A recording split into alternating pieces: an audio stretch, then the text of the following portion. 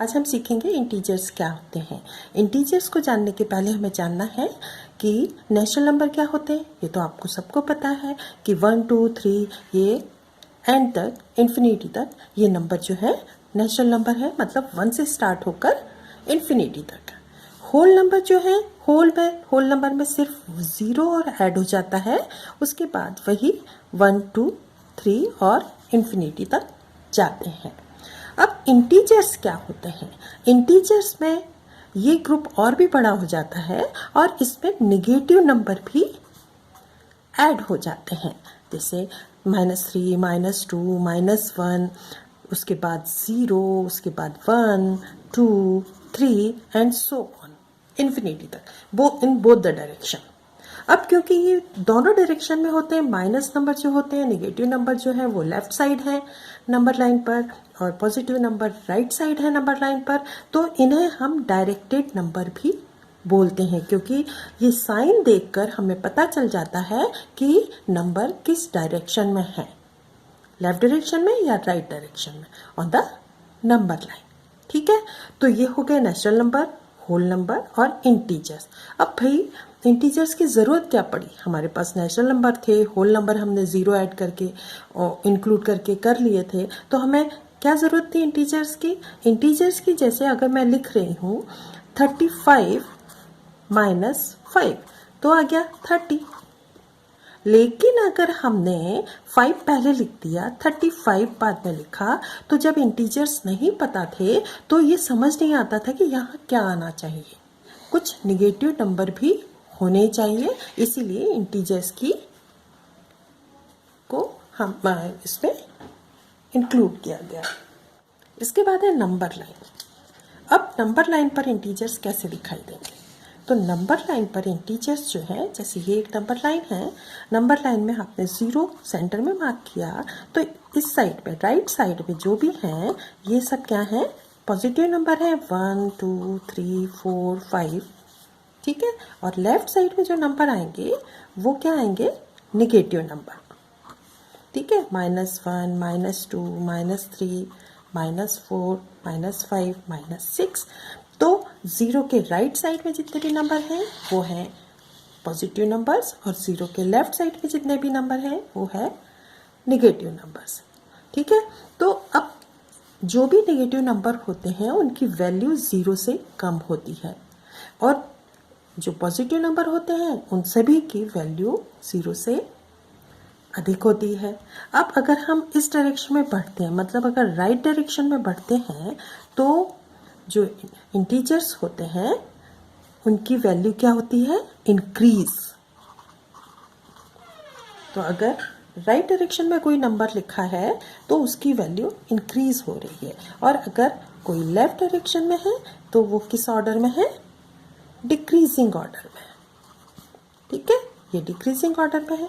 जितना हम लेफ्ट पे जाएंगे वैल्यू डिक्रीज हो जाएगी, जितना हम राइट में जाएंगे वैल्यू इंक्रीज हो जाएगी। तो जो भी इंटीजर है उसके राइट साइड में जो लिखा होता है उसकी वैल्यू अधिक होती है, तो राइट साइड वाले की वैल्यू अधिक होती है, ये आपको ध्यान रखना है। ठीक है, अब ये सम्स करने के पहले हमें अपोजिट क्या होता है? तो अपोजिट अगर इंटीजर्स के सम्स में आएगा, आपको अर्निंग है तो आप उसको, इसका अपोजिट आप लिख दोगे स्पेंडिंग। ठीक है, ये तो आपको इंग्लिश में भी पढ़ते हो। अबव का अपोजिट क्या होता है? बिलो। तो बिलो अगर कोई बात हो रही है तो इसके लिए नेगेटिव साइन यूज करना है। स्पेंडिंग की बात हो रही है तो नेगेटिव लगाना है आपको इंटीजर में। ठीक है, ईस्ट है तो वेस्ट, अपोजिट डायरेक्शन हो गई है। लेस है तो मोर, तो लेस के लिए जहां आप नेगेटिव साइन लगाओगे, मोर के लिए आपको पॉजिटिव साइन लगाना है। अबव के लिए जहां पॉजिटिव साइन लगाओगे, बिलो के लिए नेगेटिव लगाना है। अर्निंग के लिए आप पॉजिटिव साइन लगाओगे, स्पेंडिंग के लिए आप नेगेटिव साइन लगाओगे।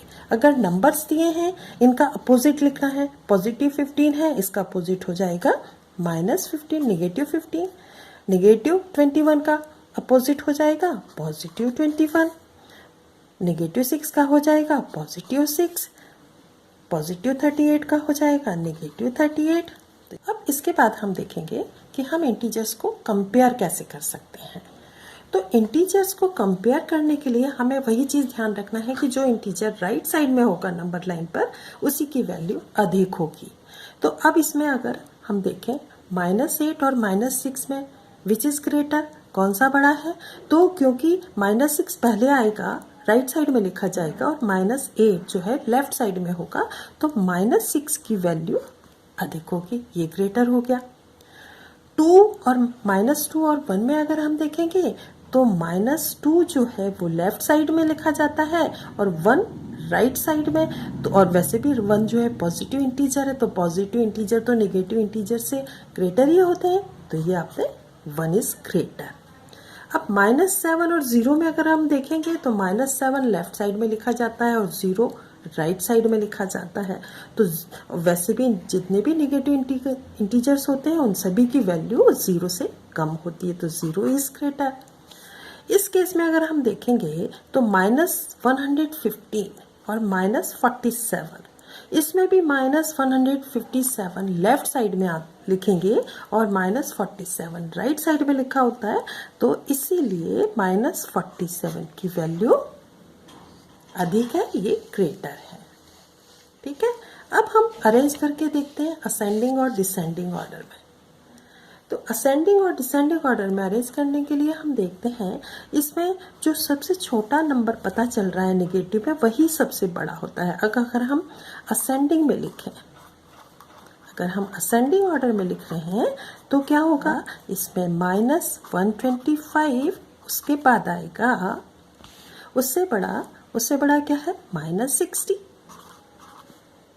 और उससे भी बड़ा है -48, उससे बड़ा है -21, और भाई सबसे बड़ा है -4। तो ये असेंडिंग ऑर्डर में आ गया, सबसे पहले सबसे स्मॉलेस्ट, फिर ये इंक्रीजिंग ऑर्डर में बढ़ते जाएंगे। ठीक है, अब अगर हमें डिसेंडिंग ऑर्डर में लिखना है तो डिसेंडिंग ऑर्डर के लिए हमें जस्ट इसका अपोजिट लिख लेना है। सबसे पहले सबसे बड़ा वाला लिखना है, तो सबसे बड़ा है -4, उसके बाद ये डिक्रीजिंग ऑर्डर में जाएगा, -48, फिर आ गया -60, फिर आ गया -128।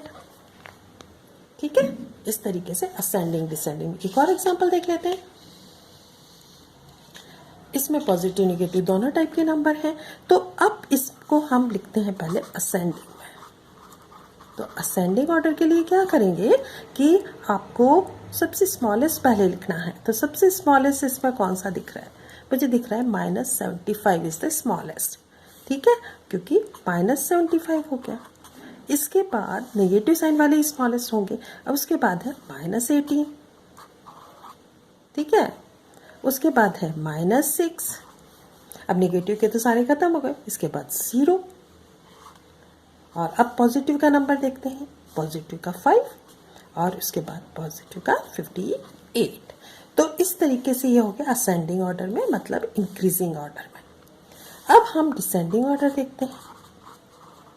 तो डिसेंडिंग ऑर्डर के लिए हमको जस्ट ये हमारी सीक्वेंस जो है उसको रिवर्स कर देना है।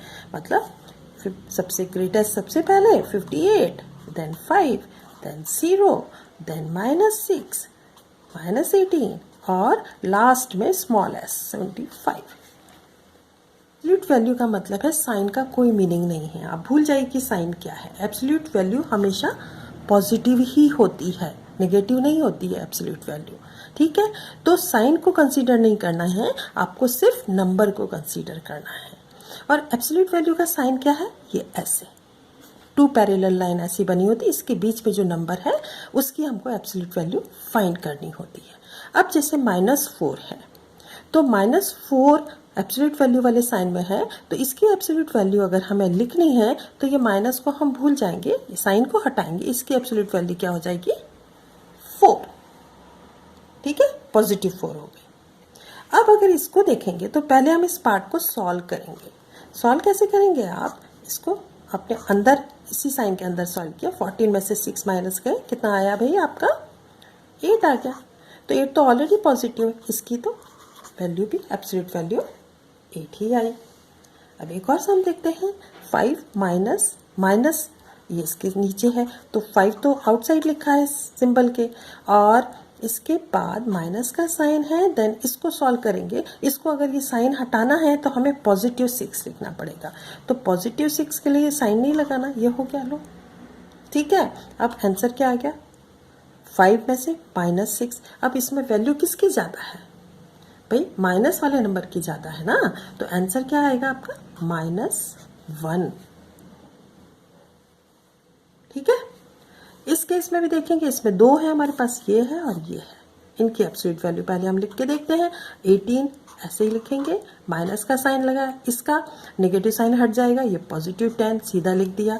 फिर ये वाला पॉजिटिव साइन लगाया, फिर इसका भी नेगेटिव साइन हट जाएगा और ये भी सिंपल पॉजिटिव हो गया।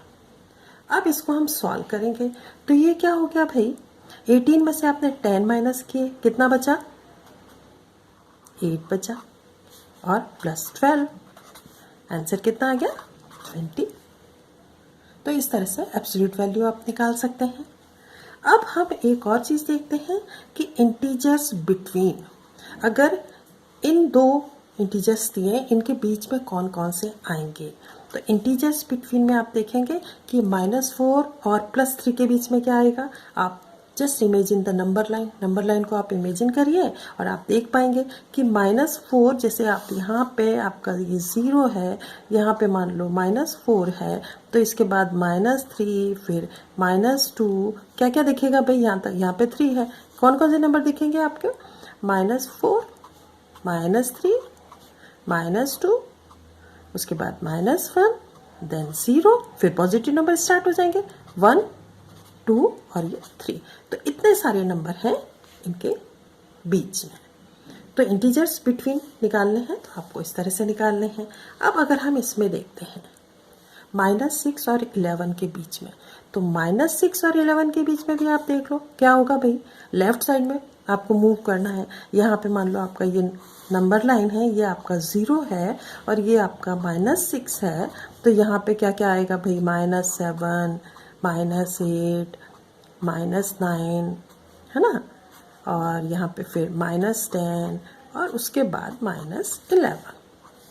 तो ये सारे नंबर आपको यहाँ लिखना है। तो इसके बीच में कौन कौन से नंबर हो गए हैं भाई, इसके बीच में हो गए =,